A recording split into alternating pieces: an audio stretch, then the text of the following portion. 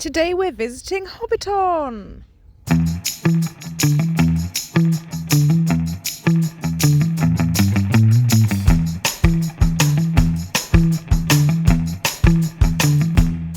So we've checked in, very lovely day for it as well, sun is shining. So you arrive at the Shire. Well actually they're not the Shire, because you have to get a little bus to an undisclosed hidden location far away, which is on a farm, something like that. So what do you get? So when you check in, So you get your 2 tickets, and then you get this little booklet with a map. The Hobbiton set, originally built for The Lord of the Rings, was intended to be temporary, so the first time they built it, it was made of plywood, polystyrene and untreated timber and torn down after filming. However, when it had to be rebuilt for the Hobbit trilogy in 2009, the Alexander family, owners of the beef and sheep farm, convinced Peter Jackson, the director, to make it permanent so they could go into business together and offer tours of this magical place.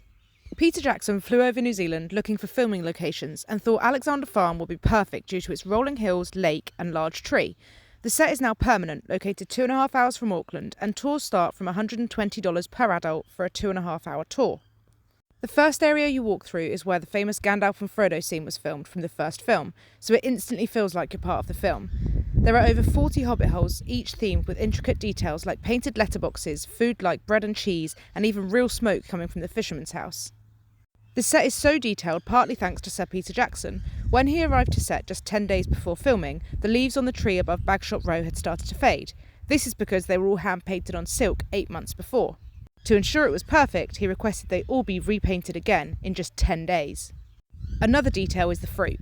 The trees on this farm are apples and pears, but in the books they were plum trees. So, all the fruit was picked off and replaced to ensure even the finer details were correct, even if you can only see the trees in the background of shots for a total of 6 seconds.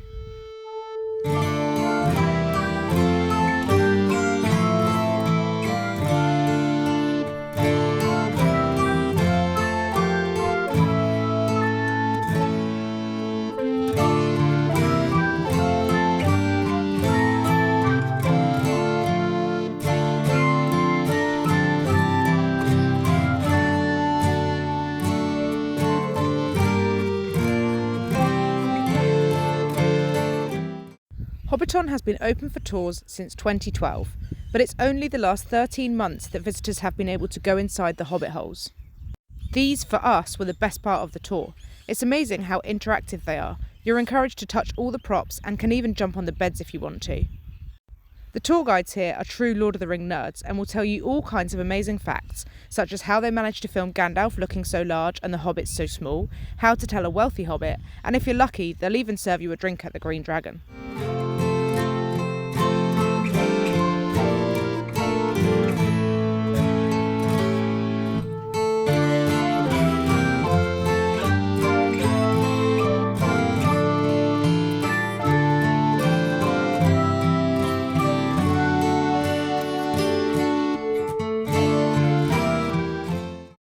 The Green Dragon is where the tour finishes, and the first drink is on the house.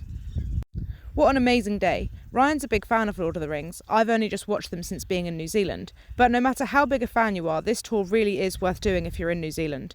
From the colourful Hobbit hole doors to the intricate details of the set and interesting filming facts, make sure to schedule in a visit to Hobbiton as part of your New Zealand itinerary.